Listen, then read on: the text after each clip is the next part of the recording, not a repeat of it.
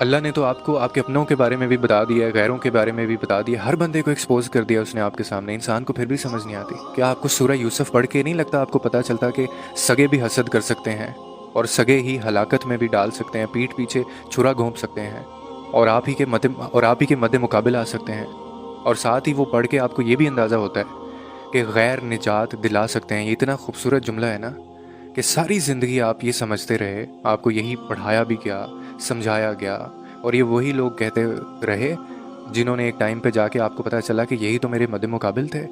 और इन्होंने जो बात छुपाई वो ये थी कि गैर, यानी जो अपना खून ना हो, जो गैर होते हैं वो निजात दिला सकते हैं। क्योंकि जैसे नबी करीम सल्लल्लाहु अलैहि वसल्लम ने कहा था ना कि जो रिश्ते होते हैं वो खून के नहीं होते, एहसास के होते हैं। रिश्ते हमेशा एहसास से बनते हैं। तो आप ही पढ़ें तो सही सूरह यूसुफ, आपको इतनी खूबसूरत उसमें बातें हैं कि पारसा के ऊपर भी तोहमत लगाई जा सकती है।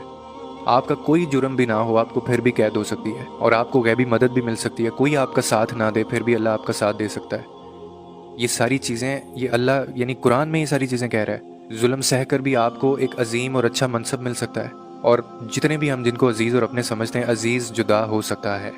आपका प्यारा, आपका जान से प्यारा जुदा हो सकता है, आपको छोड़ के जा सकता है, हिजर काटा जा सकता है, तन्हाई गुजारी जा सकती है, रात भारी हो जाए तो उसको गुजारा जा सकता है, दिन दोबारा होता है, और इसी तरह हर पिछड़ा भी मिल सकता है।